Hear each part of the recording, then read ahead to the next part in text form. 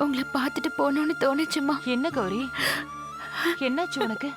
அம்மா, ஏய், எதுக்காகடா இப்படி அழற? கௌரி, இங்க பாரு, அம்மா இருக்கேல்ல, அப்புறம் என்னடா உனக்கு? அழாத.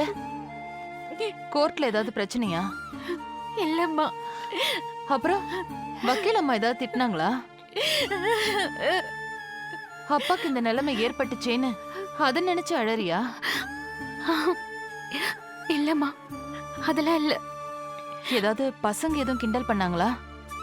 நம்ம வீட்டு பிள்ளைங்களை அப்படிலாம் பண்றதுக்கு ஒருத்தருக்கும் தைரியம் இல்லையே. இல்லம்மா, அப்படிலாம் ஒண்ணும் இல்ல. நம்ம சொந்தக்காரங்க ஏதாவது சொன்னாங்களா? அப்படிலாம் இருந்தா அதுக்கு நான் அழவே மாட்டேம்மா. எப்படிம்மா, எப்படி? என்னால முடியல. பரவாயில்ல, உனக்கு சொல்றதுக்கு விருப்பம் இல்லைன்னா விட்டுரு. அழுதுட்டு அப்புறமா சொல்லு. எப்படிம்மா அவ்வளோ பெரிய பாரத்தை தாங்கிட்டு எவ்வளவு சாதாரணமா சிரிச்சிட்டு இருக்கீங்க? பொண்ணுன்னா அப்படிதானம்மா. பிள்ளை பாரத்தை சுமக்கணும், குடும்ப பாரத்தை தாங்கணும். இப்படி எல்லா பாரத்தையும் சுமந்துக்கிட்டு சிரிச்சுக்கிட்டே இருக்கணும்.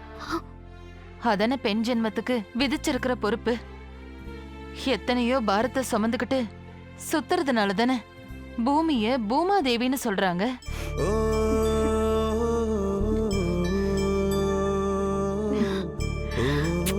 இங்க பாரு கௌரி, நீ சின்ன பொண்ணு, அதுக்குள்ள மனசு விட்டுறக்கூடாது. என்கிட்ட காட்டின முகத்தை வெளியில காட்டாதம்மா. உனக்கு என்ன கஷ்டம் வந்தாலும் என்கிட்ட தான் சொல்லணும்.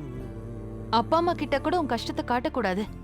அவங்கள பொறுத்த வரைக்கும் நீ பொண்ணு இல்ல, அவங்களுக்கு நீ மூத்த பையன் மாதிரி. புரியுதா? சரிம்மா, என் மனசு பாரம் கொஞ்சம் குறைஞ்ச மாதிரி இருக்கு. நான் போயிட்டு வரேம்மா. சரிம்மா, போயிட்டு வா.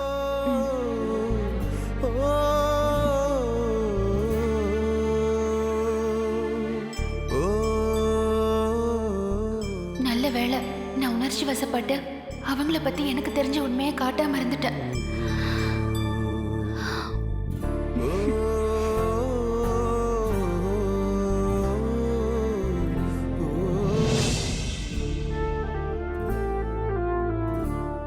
டேய் பழனி, என்னடா யோசிக்கிற?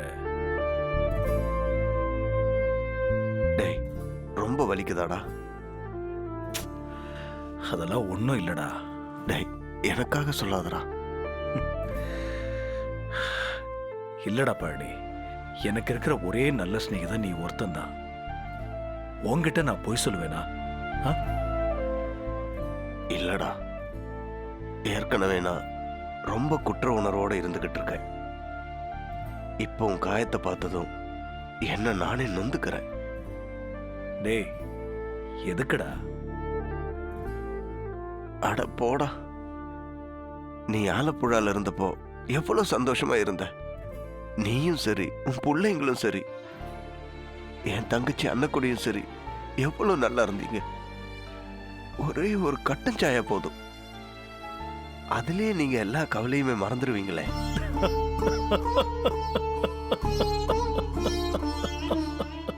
டேய், எனக்கு எல்லாம் தெரியும்டா. ஒரு நல்ல நண்பன் இதெல்லாம் தெரிஞ்சு வச்சுக்கணும். சரி விடுறா, எப்பவும் ஒரே மாதிரி இருக்க முடியாதுல்ல. அதுக்கு இல்லடா முத்து, ஆலப்புழால இருந்தப்போ உன் காலுக்கு செருப்பு இல்லைன்னா கூட முகத்துல சிரிப்பு கொன்னும் குறைச்சல் இருந்ததில்ல. ஆனா இப்போ நினைச்சாலே பயமா இருக்குடா. கொஞ்சம் அசந்து இருந்தா உன் உயிரே போயிருக்கும். டேய், இதுல உன் தப்பு என்னடா இருக்கு? டேய், இவ்வளோ பெரிய குடும்பத்தை சேர்ந்தவன் கயிறு திரிச்சு கஷ்டப்பட வேண்டாம்னு நினைச்சேன். ஆனா இப்போ அதுவே உயிரை கொல்ற அளவுக்கு வந்து நிக்குதாடா. பழனிச்சாமி, அதையே நினைச்சுக்கிட்டு இருக்காதடா.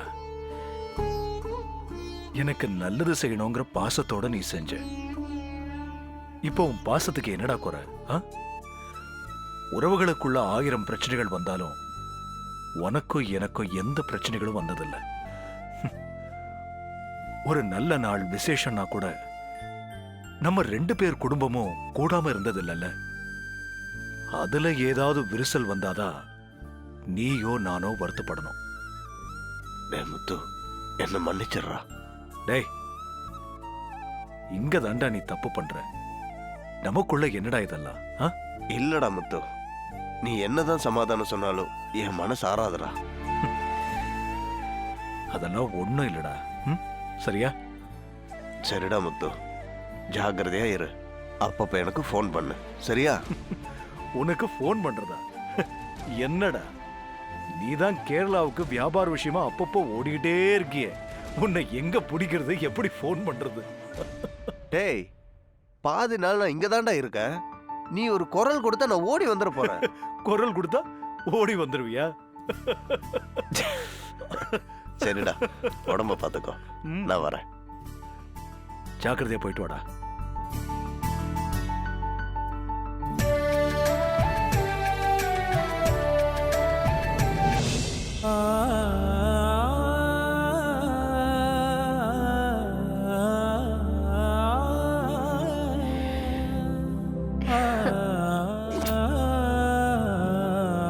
இது மோதிரம் இல்ல மனோகரி, நான் உன் கைக்கு நான் வந்த மாதிரி சீக்கிரமே நீ என் வீட்டுக்கு வந்துடுவேன்.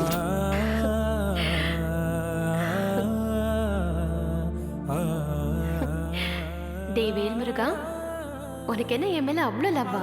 பொசுக்கன்னு நான் என்னமோ உன் பொண்டாட்டி மாதிரி உடனே மோதிரத்தை கட்டி என் விரல்ல போட்டுட்டு.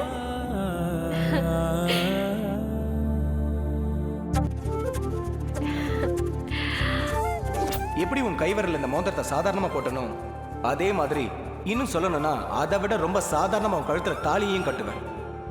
கண் காணாத இடத்துக்கு இழுத்துட்டு போயில்ல, எல்லாருடைய ஆசீர்வாதத்தோட தான்.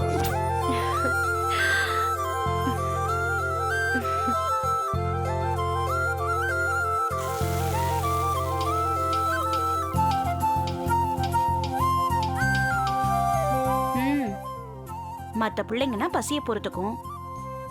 ஆனா நான் ஆசையா பெத்த இந்த மனோகரியால மட்டும் பசியை பொறுத்துக்கவே முடியாது. பசி வந்ததுன்னா அவ முன்னாடி சாப்பாடு இருக்கணும்.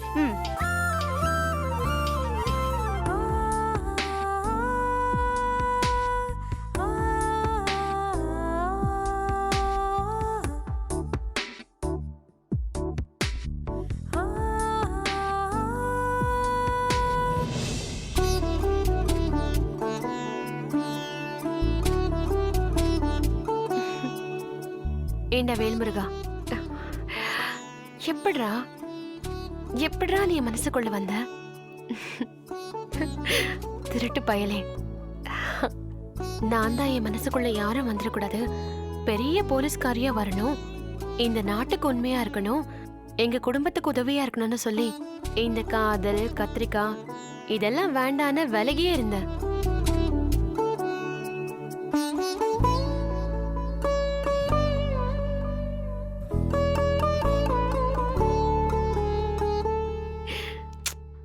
நீ எப்படா என் மனசுக்குள்ள வந்த?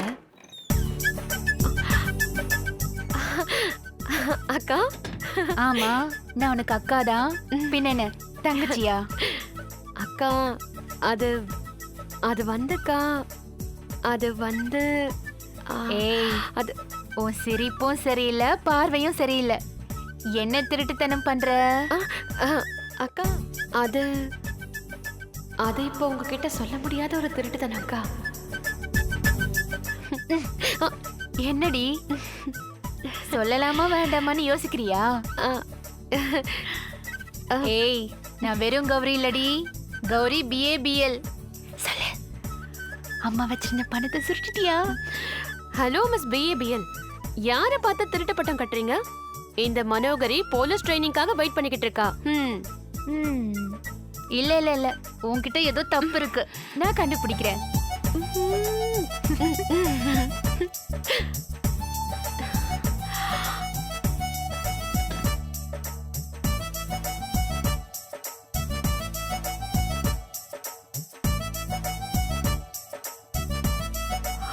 படம்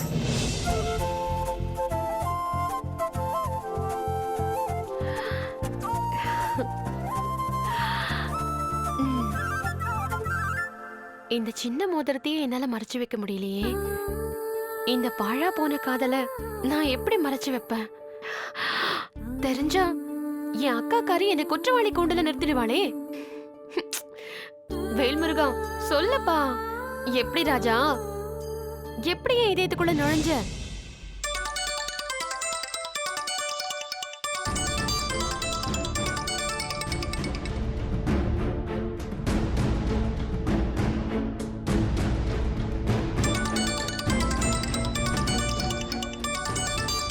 இது மனோகரி போன் இல்ல? போன் அடிக்கிறது எடுக்க மாட்டேங்கிறாளே.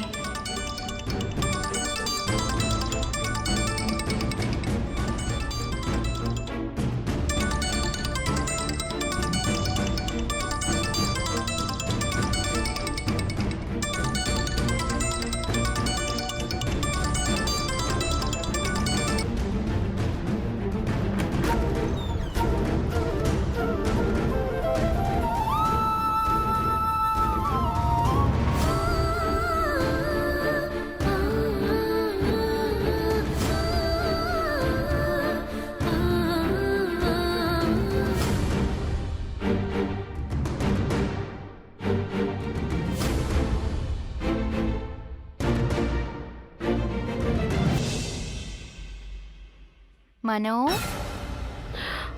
அக்கா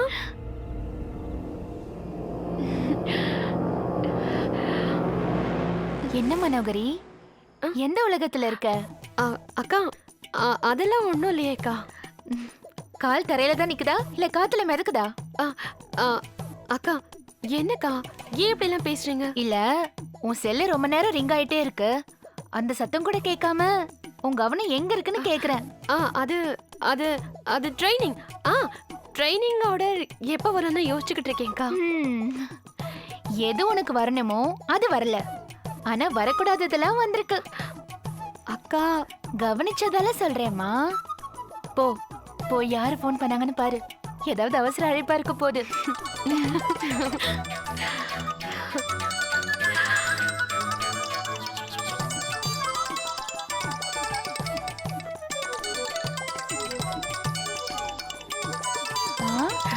அக்கா என் ஃப்ரெண்டு தான்க்கா, ஒன்னும் அவசரமான காலெல்லாம் இல்ல. சரி இந்த சாப்பிடு.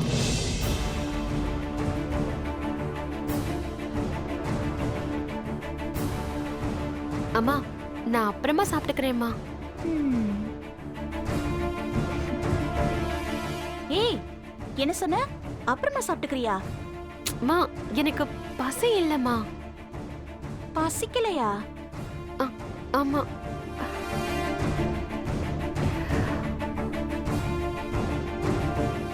என்னடா இது பெரிய அநியாயமா இருக்கு. கொஞ்ச நேரத்துக்கு முன்னாடி எனக்கு அப்படி பசிக்குது இப்படி பசிக்குதுன்னு ஆளா பறந்த,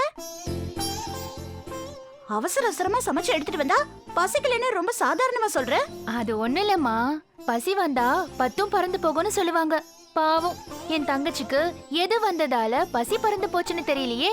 இல்லையா மனோகரி?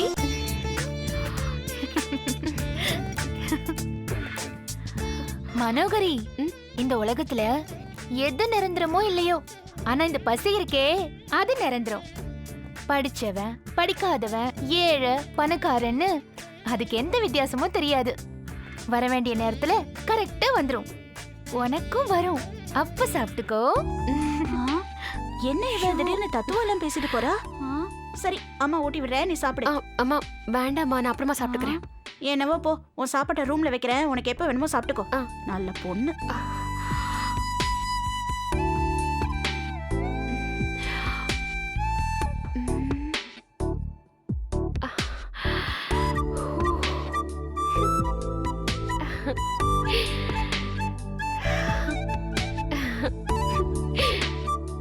ஏய் வேல்முருகா, எல்லாம் உன்னாலதான்டா. சிப்படா.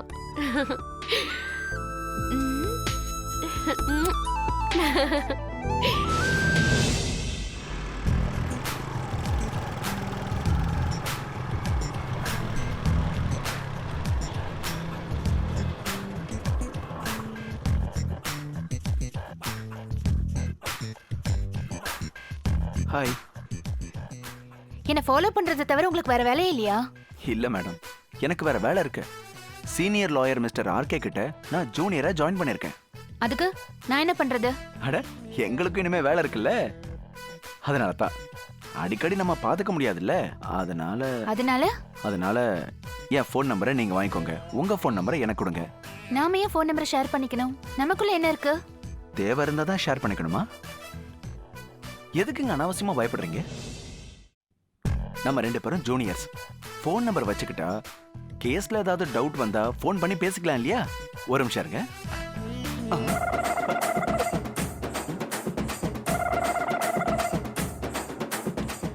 இங்க பாருங்க, என் நம்பர் உங்களுக்கு வேண்டாங்க.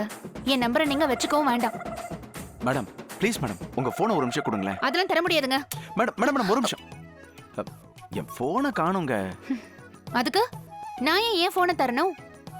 ஐயோ, இந்த அவசரத்துலயும் புரியாம பேசிட்டு இருக்காதீங்க. உங்க போன்ல இருந்து கால் பண்ணி பார்த்தா என் போன் எங்க இருக்குங்கிறது தெரியும் இல்லையா? அதுக்காக தாங்க. ஓ, அந்த ஐடியால தான் சொல்றீங்களா? ஒரு நிமிஷம் என்னங்க.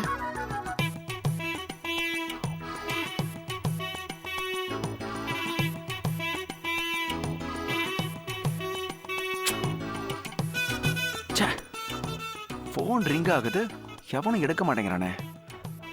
இந்தாங்க. ஐயோ, புது போனுங்க. நிறைய important messages, secret numbers, code numbers, pictures எல்லாம் அதுல தாங்க ஸ்டோர் பண்ணி வச்சிருக்கேன். இப்ப என்ன பண்றது? பாவம், இப்ப என்ன பண்றது? ஒண்ணு பண்ணலாங்க. என்னோட நம்பருக்கு நான் வேற போன்ல இருந்து அப்பப்ப ட்ரை பண்ணி பார்க்கறேன். நீங்க ஒரு உதவி பண்றீங்களா? சொல்லுங்க, செய்றேன். இப்ப நான் போட்ட நம்பருக்கு அடிக்கடி ஃபோன் பண்ணி பார்த்துக்கிட்டே இருங்க. ஒருவேளை அந்த போனை எடுத்து ஆன்சர் பண்ணானா அவன் எங்க இருக்கான் ஏதுன்னு கொஞ்சம் விவரம்லாம் கேட்டு சொல்லுங்களேன் ப்ளீஸ். பொண்ணுங்க பேசினா இறக்கப்பட்டு போனை திருப்பி கொடுத்துருவாங்க. என்ன சொல்றீங்க? கரெக்ட். நீங்க கவலைப்படாதீங்க. கண்டிப்பா இந்த நம்பருக்கு நான் கால் பண்ணி பார்க்கறேன்.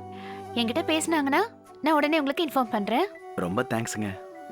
அதனால என்ன, ஏதோ அவசரமான நேரத்துல மனுஷங்க ஒருத்தருக்கு ஒருத்தர் உதவிக்கணும்ல. இருந்தாலும் உங்களுக்கு ரொம்ப நல்ல மனசுங்க. சரி சரி, பேச்சை வளர்க்க வேணாம், நான் கிளம்புறேன். ப்ளீஸ் மேடம், மறந்துடாதீங்க மேடம். நான் வேணா உங்களுக்கு ஒரு ரிமைண்டர் கால் கொடுக்கணுமா? ரிமைண்டர் காலா? அது எப்படி நீங்க கொடுப்பீங்க? Oh shit. ஓ, நான் வேற ஒரு ஃபோன் வாங்கி அதுல இருந்து உங்களுக்கு ஞாபகப்படுத்துறேன். அதெல்லாம் ஒன்றும் தேவையில்லை. அதான் நான் ஃபோன் பண்ணி பார்க்குறேன்னு சொல்லிட்டேன்ல. நான் சொன்னா செய்வேன். சரி, நான் போயிட்டு வரேன். Okay madam.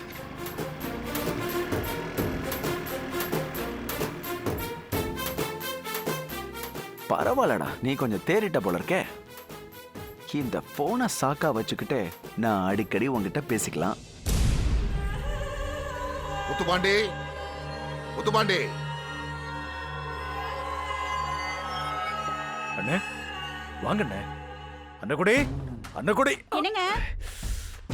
யார் வந்திருக்காங்கன்னு பாரு. வாங்கண்ணே, ஏன் இங்கே நிக்கிறீங்க? உள்ள வாங்க. முத்துப்பாண்டி, நான் ஒன்னும் உறவாடுறதுக்காக இங்க வரல.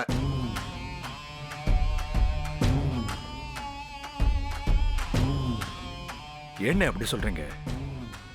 முதல்ல உள்ள வாங்க. இந்த பாரு முத்துப்பாண்டி, இருக்கிற உறவையும் முறிச்சுக்கணும்னு சொல்லிட்டு போறதுக்காக தான் நான் இங்க வந்தேன்.